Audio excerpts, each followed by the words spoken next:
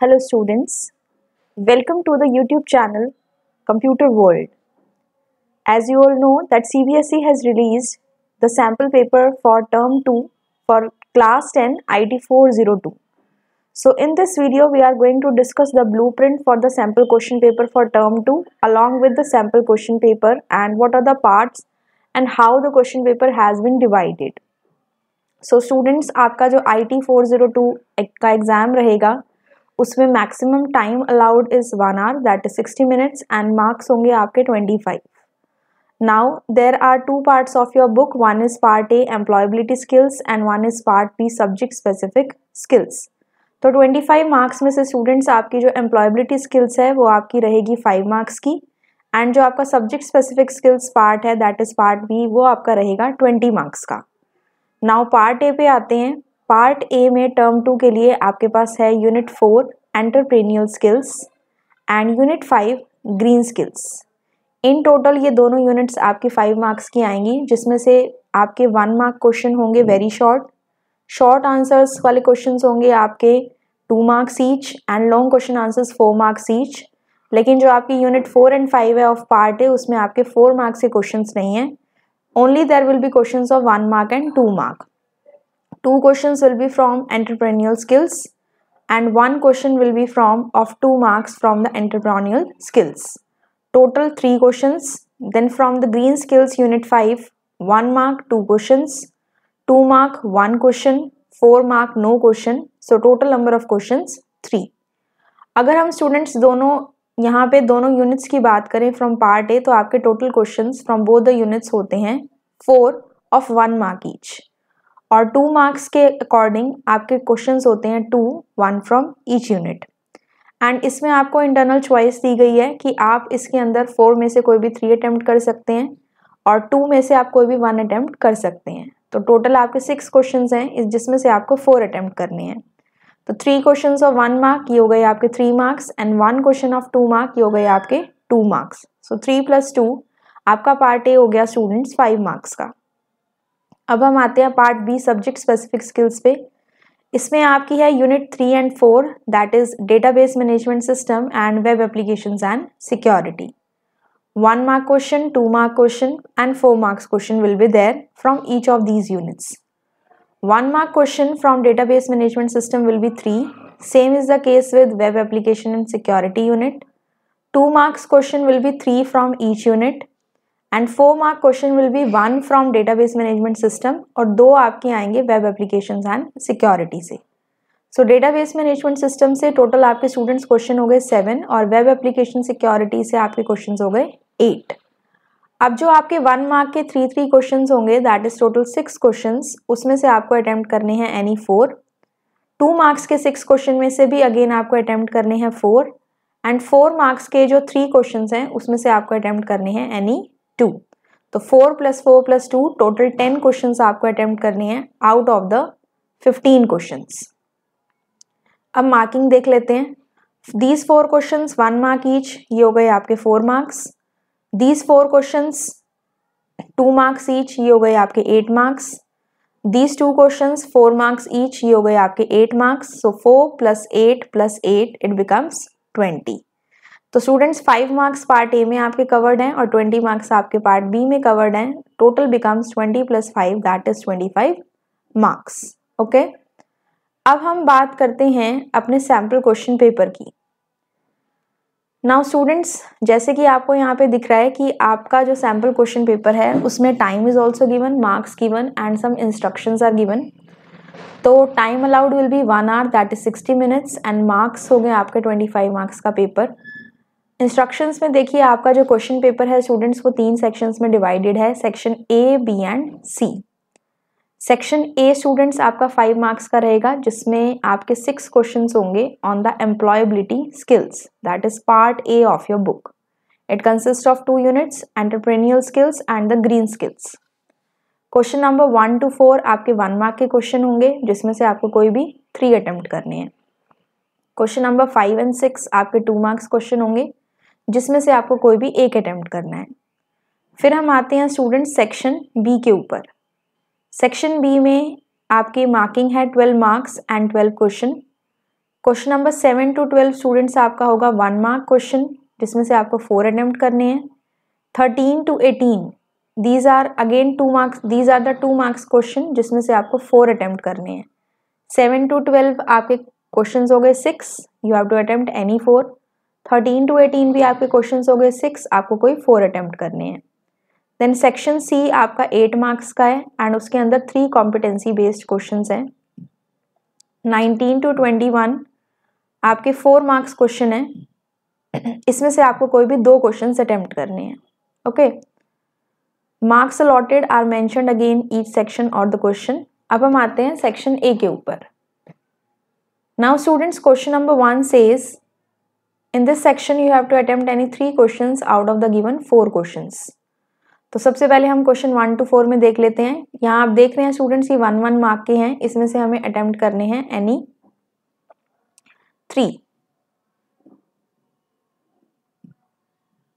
So the first question is give any one quality of a successful entrepreneur. एक successful entrepreneur की आपको एक quality बतानी है और 1 मार्क का क्वेश्चन है, तो आपको इसमें सिर्फ नेम ही बताना है. एज यू नो स्टूडेंट्स के एक सक्सेसफुल एंटरप्रेन्योर की बहुत सारी क्वालिटीज होती हैं. He is disciplined, he is confident, he has patience, he is a risk taker. So बहुत सारी क्वालिटीज होती हैं जिसमें से आप कोई भी एक क्वालिटी लिख सकते हैं. फॉर एग्जाम्पल यहाँ पे दिया हुआ है they are confident, so this can be the answer for this question. Now we have question number 2. It says name the term used for false belief और ओपिनियन अबाउट समथिंग. तो किसी के बारे में कोई झूठा बिलीफ, झूठा विश्वास या किसी के बारे में कोई झूठा ओपिनियन, उसे हम क्या कहेंगे? So that is called as students myth. उसे हम कहते हैं myth. So the same answer is given here, myth.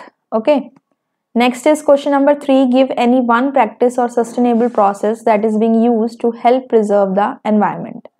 आपको कोई भी एक ऐसी प्रैक्टिस बतानी है जिसकी हेल्प से एनवायरनमेंट को हम प्रिजर्व कर सकते हैं. तो एनवायरनमेंट प्रिजर्व करने के लिए आप क्या क्या कर सकते हैं?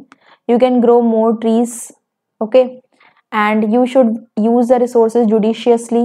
अब यहाँ पे जो आंसर दिया हुआ है दैट इज ऑर्गेनिक फार्मिंग और वर्मी कंपोस्टिंग. तो these things can be done organically. जो हम यहाँ पे फर्टिलाइजर्स या केमिकल्स का यूज करते हैं to be put in the soil in order to have a good growth of the product, उसके प्लेस पे हम ऑर्गेनिक फार्मिंग को यूज कर सकते हैं या फिर वर्मी कंपोस्टिंग को यूज कर सकते हैं. सो आप इसमें अपने अकॉर्डिंग कोई भी ऐसी प्रैक्टिस लिख सकते हैं जो आपको लगता है कि जिसकी हेल्प से एनवायरनमेंट की प्रोटेक्शन होगी, प्रिजर्व रहेगा. Okay, now question number 4. Give an example of large scale production of solar power in India. सबसे ज़्यादा सोलर पावर लार्ज स्केल पे कहाँ प्रोड्यूस की जाती है? आप कोई भी इसमें एग्जांपल दे सकते हैं. So the answer given here is Charanka Gujarat solar park. Charanka is a place in Gujarat. It is Gujarat solar park. Okay, so this is the answer for this question. So we have to attempt any 3 out of the given 4 questions, right? Now we have question number 5 and 6, जिसमें से आपको एक attempt करना है, 2 marks each question. Explain any 2 functions of an entrepreneur. एक entrepreneur के आपको 2 functions के नाम बताने हैं and you have to explain them. So entrepreneur के 2 फंक्शंस यानी कि 2 उसके काम क्या होंगे? The thing which he should do in order to grow up his और her business. 2 functions of entrepreneur can be anyone. Like he should be updated about the market, he or she should know about the product carefully, analyze करे उसे. तो यहाँ पे आपको क्या दे रखा है? Making decisions and managing the business. These are the 2 functions of the entrepreneur. यहाँ पे स्टूडेंट्स आपको हेडिंग दी हुई है, एक्सप्लेन आपको इसे अपने वर्ड्स में करना है. Like making the decisions is, entrepreneur जो है वो डिसीजन लेता है कंपनी के लिए या उसके किसी प्रोडक्ट के लिए, ठीक है, तो वो डिसीजन उसके हाथ में होता है.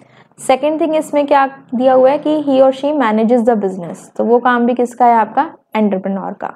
और साथ ही साथ हमने एक और पॉइंट इसमें डिस्कस किया कि the entrepreneur needs to be updated about the market so that he or she is competitive in the market, because competition बहुत जल्दी आ जाता है and an entrepreneur has to grow his or company or product according to the new trends in the market. Okay, so you can write any 2 functions like this, give a proper heading and then explain it in your own words. Okay, now we have question number 6. Reduced inequalities is one of the sustainable development goals set by UN.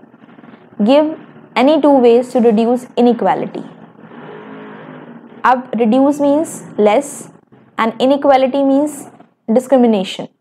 So how we can reduce the discrimination? What are the two ways to reduce it? That we should help each other whether the person is of any caste. Okay, so we should be helpful to one another and we should be friendly with everyone. These are the two ways to reduce the inequalities. Understood? So यहाँ students हमारा section A खत्म होता है. ये हो गया आपका total 5 marks का. अब हम आते हैं सेक्शन बी पे. सेक्शन बी में students question number 7 to 12 6 questions हैं जिसमें से आपको 4 अटेम्प्ट करने हैं और ये आपके सारे 1 मार्क्स के हैं. अब 7th क्वेश्चन कहता है name the device that converts digital signal to analog that can travel over phone lines. It is a very easy question. ऐसा डिवाइस जो डिजिटल सिग्नल को एनालॉग में कन्वर्ट करता है और vice versa over the telephone lines, that is known as modem. That is known as modem. You can see here the answer is given. The answer is modem, right? Next is dash key is an accessibility function which is designed for the people who have vision impairment or cognitive disabilities. कौन सी की एक accessibility function या feature है जो उन लोगों के लिए बनाई गई है जिनको देखने में प्रॉब्लम है, विजन में प्रॉब्लम है. Either they are blind or they are partially blind or they are not able to see clearly or they are having some cognitive disabilities. तो स्टूडेंट्स उनके लिए होती है टॉगल की. टॉगल की कौन कौन सी होती हैं? जैसे आपकी कैप्स लॉक की है, नम लॉक की है, जिनको एक बार प्रेस करने पे दे गेट ऑन एंड दोबारा जब आप प्रेस करते हैं दे गेट ऑफ. तो उससे क्या होता है, जब वो ऑन होती हैं तो एक हाई बीप साउंड आती है और जब ऑफ होती हैं तो लो बीप साउंड आती है. तो those people who are not able to see properly can identify these keys from the sound, okay, and then they can work easily with the help of toggle keys. So the answer of question number 8 is toggle key. Understood? Question number 9.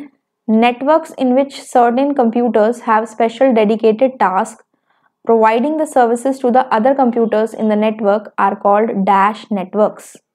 ऐसा network जिनमें certain computers, कुछ computer के पास एक special dedicated task होता है कि वो services दे रहा है दूसरे कंप्यूटर को. हमने पीयर टू पीयर आर्किटेक्चर और क्लाइंट सर्वर आर्किटेक्चर पढ़ा था स्टूडेंट्स. ये हमारा होता है क्लाइंट सर्वर आर्किटेक्चर जिसमें एक सर्वर के साथ बहुत सारे क्लाइंट्स अटैच्ड हैं. सर्वर का काम है जो भी क्लाइंट उन्हें रिक्वेस्ट सेंड कर रहा है उस रिक्वेस्ट को पूरा करना. ठीक है, तो इसके अंदर यही चीज है कि ऐसे कंप्यूटर जिनका स्पेशल डेडिकेटेड काम है जो दूसरे कंप्यूटर को सर्विसेज प्रोवाइड करा रहे हैं. तो बेटा ये आपका कौन सा हुआ? Client server network. कौन सा हुआ? Client server network. और दूसरा होता है आपका पीयर टू पीयर, जहां पे सिस्टम्स आपस में कनेक्टेड हैं. कोई भी कभी भी क्लाइंट बन सकता है, कोई भी कभी भी सर्वर बन सकता है. So this way the answer is client server. Okay, now we have question number 10. Mention any two integer data types of table field in a database. Table की जो फील्ड होती है, कोई भी कॉलम होती है, उसके लिए 2 इंटीजर डेटा टाइप आपने बताने हैं. तो इंटीजर में भी हमारी बहुत सारी कैटेगराइजेशन होती है. टाइनी इंट होता है, बिग इंट होता है, इस तरह से.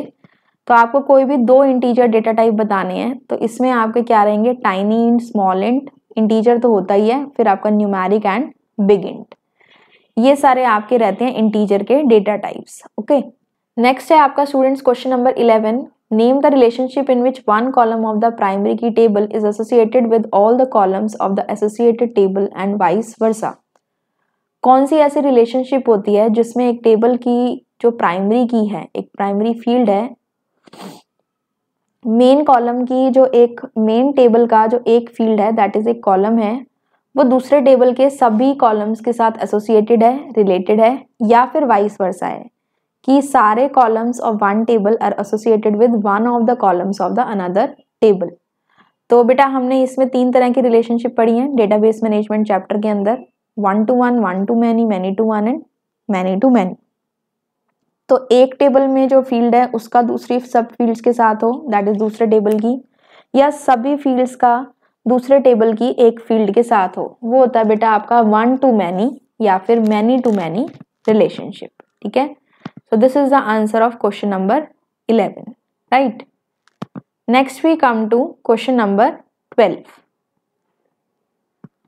Now question number 12 says define reports of a database. So as we have learned about the reports is a summarized and printed form of the data either in the table or the query.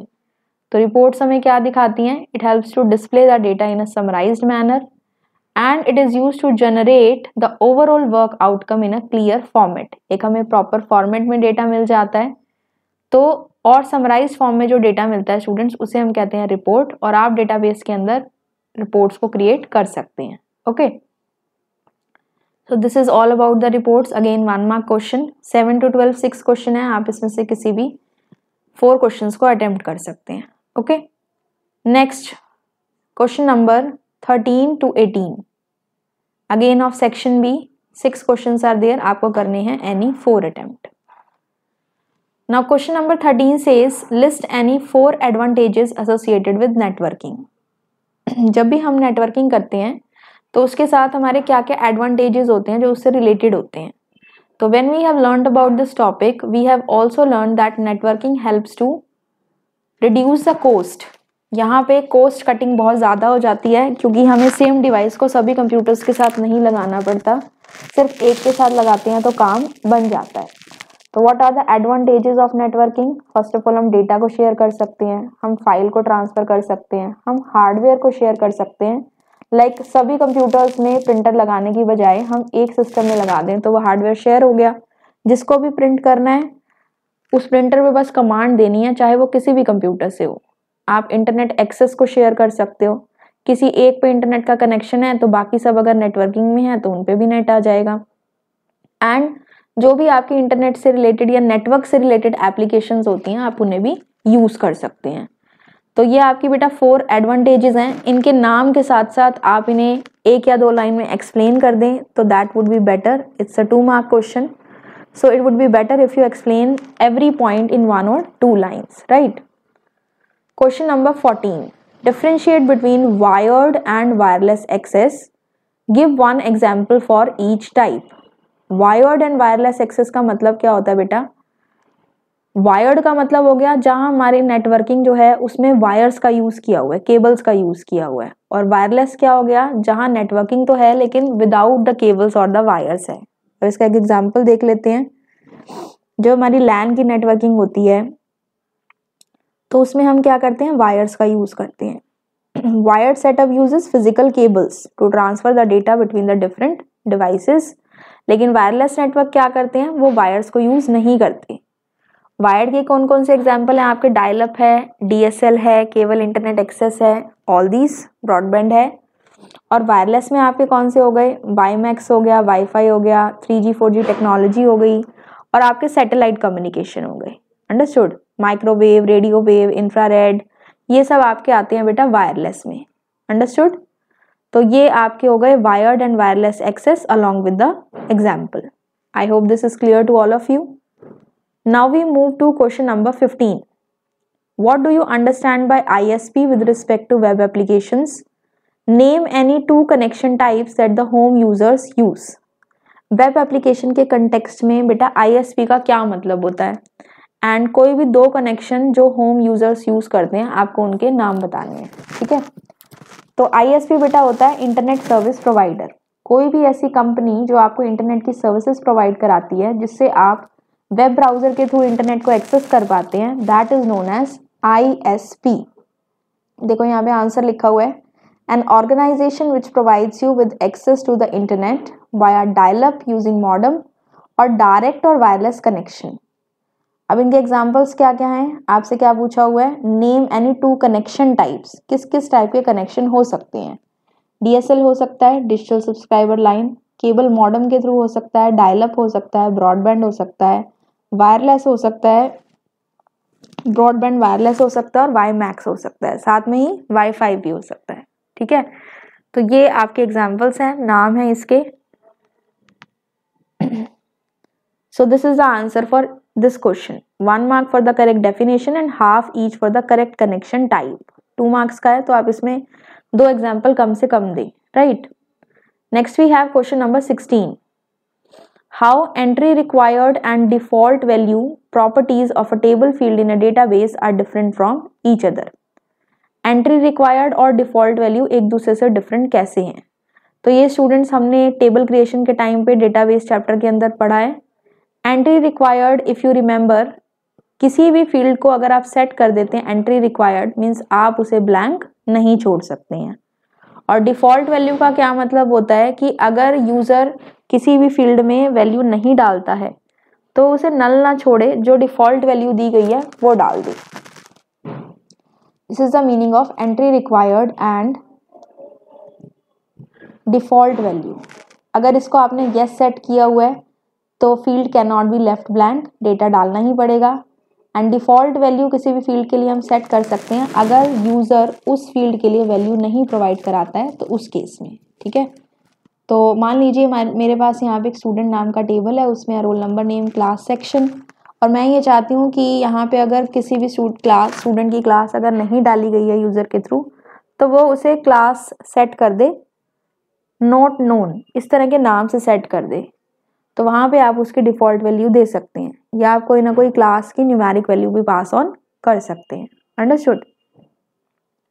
Next is question number 17, what is referential integrity, explain it's to purposes. This is a very important question बेटा, ये इसको बहुत अच्छे से पढ़ लेंगे, ये concept आपका बहुत इंपॉर्टेंट है बेटा। रेफरेंशियल इंटीग्रिटी क्या होती है? एक सेट ऑफ रूल्स होते हैं जो ये इंश्योर करते हैं कि आपके जो टेबल्स आपस में लिंक्ड हैं या जो नॉर्मली भी हैं आपके डेटाबेस के अंदर, उनमें जो डेटा है वो एक्यूरेट रहे और कंसिस्टेंट रहे, किसी भी तरह की प्रॉब्लम ना हो, ठीक है।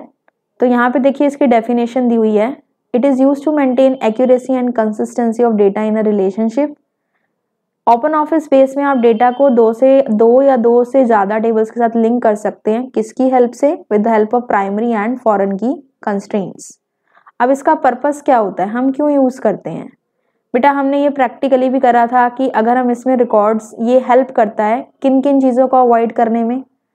अगर दो टेबल्स के बीच में आपस में कोई जो आपके रिलेशन प्रॉपर नहीं बैठ रही है, देखिए जब भी हम रिलेशनशिप बनाते हैं तो दोनों टेबल्स में एक कॉलम ऐसा होता है जो कॉमन होता है, तो अगर उससे मैचिंग रिकॉर्ड आपके टेबल में एग्जिस्ट नहीं करता है तो आप उसमें रिकॉर्ड्स को ऐड नहीं कर सकते हैं, किसी भी वैल्यू को आप चेंज नहीं कर सकते हैं, और ना ही आप किसी भी रिकॉर्ड को डिलीट कर सकते हैं if that related record is present in some other table.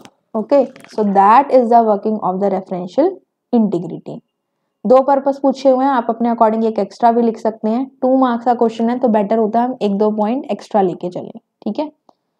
Next is students question number 18, identify the columns and the data types of a table airlines. हमारे पास एक टेबल है, name of the table is airlines, हमको उसके 4 column बताने हैं उसके data type के साथ। 4 कॉलम हमारे कौन कौन से हैं? अब नेम तो आपको दिया हुआ है, 4 कॉलम के नेम आपको अपने आप सोच के लिखने हैं यहाँ पे। तो देखो बेटा, एयरलाइंस नाम है टेबल का, तो उससे रिलेटेड आपके माइंड में क्या क्या चीजें आ सकती हैं कि उस एयरलाइन में कितने पैसेंजर्स होंगे, what will be the flight number, what will be the arrival time, what will be the departure time, उस एयरलाइंस का नाम क्या है, and what would be the fares, ठीक है। तो इसके अकॉर्डिंग हम इसके डेटा टाइप को सेट कर लेंगे। जैसे कि फ्लाइट नंबर तो किस में हो गया आपका? फ्लाइट नंबर कभी कभी आपकी रोमन नंबर में हो जाती है तो आप टेक्स्ट ले सकते हो, अगर सिर्फ न्यूमेरिक में है तो आप उसे इंटीजर ले सकते हो, ठीक है। नंबर ऑफ पैसेंजर्स इंटीजर में रहेंगे क्योंकि न्यूमेरिक वैल्यू है। एयरलाइंस का नाम है तो बेटा वो टेक्स्ट में रहेगा। अराइवल टाइम और डिपार्चर टाइम है तो ये date and time data type के लिए रहेंगे, और फेयर्स जो हैं वो डेसिमल में भी हो सकते हैं, इसलिए उसका डेटा टाइप हो गया फ्लोट, ठीक है।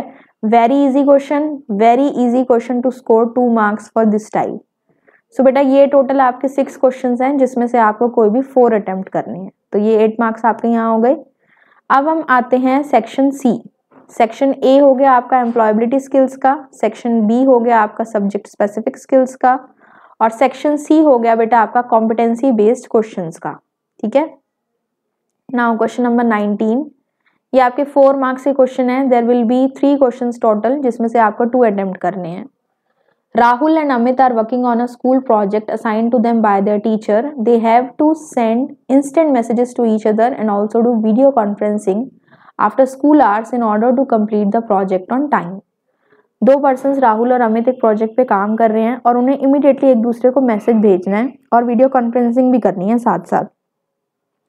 तो वो कैसे करें इस चीज़ को? दो पार्ट्स में आपको क्वेश्चन पूछा गया है। You have to suggest any 4 good instant messaging software जो वो यूज़ कर सकते हैं, and apart from computers 4 hardware you have to tell that they need for the video conferencing. Video conferencing करने के लिए उन्हें क्या क्या डिवाइसेस की रिक्वायरमेंट है। सबसे पहले 4 मैसेजिंग सॉफ्टवेयर आपके कौन कौन से हुए स्टूडेंट्स, जैसे कि आप कौन सा यूज़ करते हैं नाउअडेज? व्हाट्सअप यूज़ करते हैं। इसी तरह से आपके और भी होते हैं, गूगल टॉक होता है आपका, याहू होता है, विंडोज़ लाइव मैसेंजर होता है। तो आप कोई भी इसमें यूज़ कर सकते हैं, Google Talk, Yahoo Messenger, Skype, Windows Live Messenger, रेडिफोल, MS Teams, Microsoft Teams, Zoom. आजकल हम जो ऑनलाइन क्लासेस हो रही हैं या तो आपकी माइक्रोसॉफ्ट टीम से हो रही हैं या आपकी जूम से हो रही हैं। सो this way you can give the name of these types of software. And video conferencing करने के लिए क्या क्या चाहिए? वीडियो कॉन्फ्रेंसिंग हुआ कि हम वीडियो पे बात कर रहे हैं दूसरे पर्सन से, तो उसके लिए मुझे सुनने के लिए क्या चाहिए? मुझे सुनने के लिए चाहिए हेडफोन्स, बोलने के लिए I should have speakers and microphone, and साथ ही वहाँ पे एक वेब कैमरा अवेलेबल होना चाहिए जिसमें हमारी फोटो आए। ठीक है, so this is the answer of the 2 parts of question number 19। तो 2 marks for the first part, 2 marks for the second part, right. Now we have question number 20. Rahul has purchased some stationery items from an online site. He has to make online payment for the items to complete the transaction. Help by answering his following queries. Rahul ने stationery items ली हैं एक online site से, तो उसे payment करनी है items की। First question is suggest any 2 options that he can use to make payment of the bill on the online shopping website. मतलब आपसे पूछ रहा है क्या क्या पेमेंट के मोड्स हो सकते हैं। अब हम पेमेंट कैसे करते हैं? ऑनलाइन साइट पे पेमेंट कर रहे हैं, या तो हम डेबिट कार्ड के थ्रू करते हैं, और we can do by credit card, और we can use net banking, और we can use UPI। So the answer of this question can be any of these. आप इसमें 2-3 नाम लिख सकते हैं। ठीक है, स्पेसिफिकली आपसे 2 ऑप्शन पूछे गए हैं, तो आप 2 से ज़्यादा भी लिख देंगे, that would be good. Then question number 2 says name any 2 situations where online shopping could be useful। 2 ऐसी सिचुएशन जिससे ऑनलाइन शॉपिंग यूजफुल है। अब जैसे कोरोना का टाइम है अभी, तो क्या है, बाहर हम बहुत कम जा रहे हैं, तो अगर हमें ऑनलाइन कुछ चीज़ें अवेलेबल मिल रही हैं तो हम क्या प्रेफर करेंगे कि ऑनलाइन ही हम उसे मंगवा लेंगे। ठीक है, so that can be any disease which is spread, any epidemic during that time, तब हम ऑनलाइन शॉपिंग कर लेते हैं। या फिर हमारे पास और क्या रीज़न हो सकता है, समटाइम्स हमारे पास जाने का टाइम नहीं होता, हमें लगता है कि इतने में ऑनलाइन हमारा आ जाएगा, हमें जाने की ज़रूरत नहीं है, तब हम कर लेते हैं। समटाइम्स क्या होता है कि मार्केट में वो चीज़ अवेलेबल नहीं होती और वो चीज़ हमें ऑनलाइन साइट्स पे दिख रही होती है, तो बेटा तब भी उस सिचुएशन में हम क्या करते हैं, ऑनलाइन शॉपिंग को प्रेफर करते हैं। तो इसके अंदर आप कोई भी पॉइंट, वैलिड पॉइंट लिख सकते हैं out of these. Customer does not have sufficient time, same हमने डिस्कस किया। Visiting a store is more expensive than purchasing a product online. कई बार ऐसा होता है वो प्रोडक्ट हमें शॉप पे महंगा मिल रहा है और ऑनलाइन सस्ता मिल रहा है, तो हम वो ले लेते हैं। And sometimes it happens that वो प्रोडक्ट जो हमें नेट पे दिख रहा है उस साइट पे, वो लोकल मार्केट में अवेलेबल नहीं है, तो हम उसे ऑनलाइन खरीद लेते हैं। So these can be the different situations. Okay, next is name any 2 popular online transaction website. कौन सी ऐसी वेबसाइट है जिसके थ्रू हम ऑनलाइन ट्रांजेक्शन कर सकते हैं? तो ऑनलाइन ट्रांजेक्शन आप किस किस से कर सकते हो? फ्लिपकार्ट से कर सकते हो, अमेजोन से कर सकते हो, मिंत्रा से कर सकते हो। बहुत सारी ऐसी वेबसाइट हैं जिनसे आप ऑनलाइन शॉपिंग कर सकते हैं। देन है what is the full form of COD in reference to the online shopping. COD I think ये सबको पता होता है। COD stands for cash on delivery. जब भी आप किसी प्रोडक्ट के लिए पेमेंट करने जाते हैं तो उसमें ऑप्शंस होते हैं, credit card, debit card, net banking, UPI। उसमें एक ऑप्शन होता है COD, that is cash on delivery. It means जब वो प्रोडक्ट आपको डिलीवर हो जाएगा तब आप उसके पैसे कैश में पे करेंगे, सो that is cash on delivery. Okay, next is question number 21। You have been given a table named as teachers and there are some fields given: number, name, age, subject, date of joining, salary and gender. Now for this question you have to write down the SQL commands. Like यहाँ पे आपके पास है बेटा to show all information about the IT teachers. तो IT में, IT के लिए subject हमारे पास क्या है, यहाँ पे कंप्यूटर है। आपको सारी इंफॉर्मेशन डिस्प्ले करके दिखानी है, तो उसके लिए हमारी क्या कमांड होती है, सेलेक्ट। सारी करने के लिए स्टार या एस्ट्रिक का साइन लगाते हैं और डिस्प्ले कराने के लिए सेलेक्ट होता है। तो select star from the name of the table is teachers and condition is IT teachers. तो ये क्या है, आपका सब्जेक्ट है, where subject equals to IT. So that should be the answer for this question. If we see here, the answer is given select star from teachers where subject equals to computer, and computer is a text value, so this should be enclosed in the double quotes. Next है आपका to list the details of all the teachers who are getting salary between 20,000 to 35,000. आपको उन teachers की details देनी है जिनकी salary 20 से 35,000 में है। स्पेसिफिकली हमें बताया नहीं गया कि कोई पर्टिकुलर फील्ड चाहिए, लिस्ट द डिटेल्स मीन सारी फील्ड्स चाहिए, तो हम क्या कहेंगे, select star from teachers, same thing. Now condition is based on the salary, so salary नाम से हमारे पास ऑलरेडी एक फील्ड है, तो हम क्या कहेंगे, select star from teachers where salary greater than equal to 20,000 and less than salary less than equal to 35,000। हर स्टेटमेंट के बाद, हर क्वेरी के बाद आपको सेमीकोलन पुट करना है, ये आपको ध्यान रखना है। कोई भी टेक्सचुअल वैल्यू हो उसको आपको सिंगल या डबल कोट्स में एनक्लोज करना है। Okay, next is C part, to display the subject of all the teachers whose age is more than 40 years. And see here, सिर्फ हमें सब्जेक्ट चाहिए किन टीचर्स का, जिनकी एज 40 ईयर्स से ज्यादा है। तो select subject from teachers where age greater than 40। तो सिंपली आप ये लिखेंगे, select subject from teachers where age greater than 40, then put a semicolon, right. Next is to display the list of names of all the teachers in the alphabetical order. क्या display कराना है हमें, names of the teachers, और वो कौन सी field में है, name में। हमें चाहिए अल्फाबेटिकल ऑर्डर में। तो बेटा हमने इसमें ऑर्डर बाय क्लोज पढ़ा था, जिसकी हेल्प से हमारा जो डेटा है वो अल्फाबेटिकल ऑर्डर में आता है। तो हम क्या कहेंगे, सेलेक्ट, यहाँ पे बेटा आपका दिया हुआ है select to display the list of names of all the teachers. तो सिर्फ नेम्स है, तो यहाँ पे आएगा सेलेक्ट नेम, फिर स्टार नहीं आएगा, select name from the teachers order by name, list of names of all the teachers in the alphabetical order. और नेम्स अल्फाबेटिकल ऑर्डर में चाहिए, इसलिए हमने यहाँ पे ऑर्डर बाय क्लोज लगा दिया है, order by and the name of the column is name, so that will come and this way our statement will be written। ठीक है, तो ये आपका 4 मार्क्स का है, वेरी इजी क्वेश्चन। अगेन अगर आपको कमांड्स अच्छे से पता है तो आप इजीली इस क्वेश्चन को अटेम्प्ट कर सकते हैं। Okay, then we have question number 21, this is for the visually impaired students. Define the following data integrity, data inconsistency, composite primary key and relationship. तो बेटा डेटा इंटीग्रिटी का मतलब है कि डेटा एक्यूरेट है और डेटा में कंसिस्टेंसी मेंटेन्ड है। डेटा इज एक्यूरेट बिकॉज एक डीबीएमएस के अंदर आपके सॉफ्टवेयर में बहुत सारे डेटाबेसेस हो सकते हैं, और डेटा इंटीग्रिटी का मतलब यही होता है कि जो डेटा है वो एक्यूरेट है और कंसिस्टेंट है डेटाबेस के अंदर। ठीक है, अब नेक्स्ट पॉइंट आता है डेटा इनकंसिस्टेंसी। डेटा इनकंसिस्टेंसी का मतलब होता है कि डेटा इनकंसिस्टेंसी का मतलब है कि सेम डेटा अगर एक से ज़्यादा जगह पे एग्जिस्ट कर रहा है तो उसकी अलग अलग वैल्यूज होना, इट मीन्स डेटा इनकंसिस्टेंट है। फॉर एन एग्जाम्पल, एक स्टूडेंट है, वो हॉस्टल में रिसाइड करता है और उसका कॉलेज में भी नाम है। अब हो सकता है हॉस्टल के रिकॉर्ड्स में उसका एड्रेस चेंज कर दिया हो, लेकिन कॉलेज के रिकॉर्ड्स में नहीं किया गया। तो उससे जब भी उसके घर पे कोई मान लीजिए लेटर वगैरह सेंड करना है तो हो सकता है वो गलत एड्रेस पे चला जाए।